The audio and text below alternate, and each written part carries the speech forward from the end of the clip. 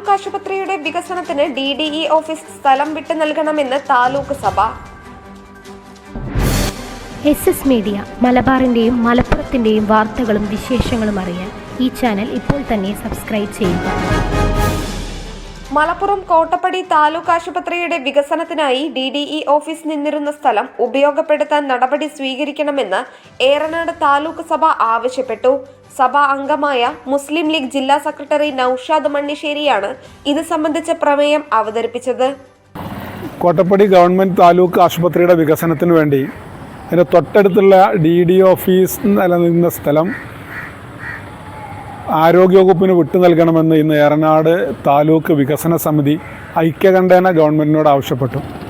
താലൂക്ക് വികസന സമിതിയിൽ ഞാനൊരു പ്രമേയം അവതരിപ്പിച്ചപ്പോൾ അവിടെയുള്ള എല്ലാവരും ഉദ്യോഗസ്ഥ പ്രമുഖരും ജനപ്രതിനിധികളും നിയമസഭയിൽ അംഗത്വമുള്ള രാഷ്ട്രീയ പാർട്ടിയുടെ പ്രതിനിധികളും എല്ലാവരും കക്ഷി രാഷ്ട്രീയത്തിനും മറ്റ് ചിന്തകൾക്കും ഒക്കെ അപ്പുറത്തായി ജില്ലയുടെ ഹെഡ് ക്വാർട്ടേഴ്സിൽ ഒരു സർക്കാർ ആതുരാലയത്തിൻ്റെ വികസനത്തിന് ഈ സ്ഥലം വിട്ടുകൊടുക്കണമെന്നും DDE ഓഫീസ് ഏറ്റവും സൗകര്യപ്രദമായ രീതിയിൽ സിവിൽ സ്റ്റേഷനിലേക്ക് മാറ്റണമെന്നുമുള്ള പ്രമേയത്തെ വളരെ സഹർഷം സ്വാഗതം ചെയ്യുകയും ഐക്യകണ്ഠേന പാസ്സാക്കുകയും ചെയ്തതാണ്. ഇനി അതിൽ ആക്ട് ചെയ്യേണ്ടത് ഗവൺമെൻറ്റാണ്.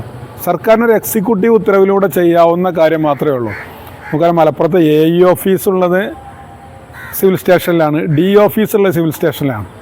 ഒരു വിദ്യാഭ്യാസ പ്രശ്നത്തിന് അധ്യാപകനോ രക്ഷിതാവോ വിദ്യാർത്ഥിയോ AEOയെ കണ്ട് DEOയെ കണ്ട് പിന്നെ ഡീഡിനെ കാണാൻ 50 രൂപ ഓട്ടോറിക്ഷ കൊടുത്ത് കോട്ടപ്പടിയിലേക്ക് വരണമെന്നതാണ്. എന്തടിസ്ഥാനത്തിലാണ് കോട്ടപ്പടിയിൽ ആ DDE ഓഫീസ് എന്നുള്ളത് നമുക്ക് മനസ്സിലാണില്ല. മാത്രമല്ല പലപ്പോഴും പല സമരവും പ്രക്ഷോഭമൊക്കെ ഉണ്ടാവും DDE ഓഫീസ് മാർച്ചൊക്കെ. കോട്ടപ്പടിയിൽ ആ മെയിൻ റോഡ്, പ്രത്യേകിച്ച് ആ സർക്കാർ ആശുപത്രിയുടെ മുന്നിൽ ബ്ലോക്കായിട്ട് രോഗികളായിട്ട് വരുന്നവർക്കും ആംബുലൻസിനൊക്കെ പ്രയാസം ഉണ്ടാവും. സിവിൽ സ്റ്റേഷനിലേക്ക് മാറ്റുന്നതോടുകൂടി ആ സമരമൊക്കെ സാധാരണ സിവിൽ സ്റ്റേഷൻ്റെ മുമ്പിൽ ആ സമരം നടക്കുന്ന സ്ഥലത്തേക്ക് അത് മാറും. എല്ലാം കൊണ്ടും സൗകര്യമാണ്. പിന്നെ നമുക്കറിയാലോ മലപ്പുറത്തൊരു സർക്കാർ ആതുരാലയം വേറല്ല, ജില്ലാ ഹെഡ് ക്വാർട്ടേഴ്സിലാകെ ഉള്ളത് ഈ താലൂക്ക് ആശുപത്രിയാണ്. അത് വികസിപ്പിക്കാൻ വേറെ ഒരു സ്ഥലം അവിടെ ഇല്ല. അത് തൊട്ടടുത്താണ്, ആ മോർച്ചറിൻ്റെ തൊട്ടടുത്താണ് DDE ഓഫീസിലെ സൂപ്രണ്ട് ഇരിക്കുന്നത് എന്നുള്ളതാണ്. അപ്പോൾ അത് വികസനത്തിന് വേണ്ടി വിട്ടുകൊടുക്കണം.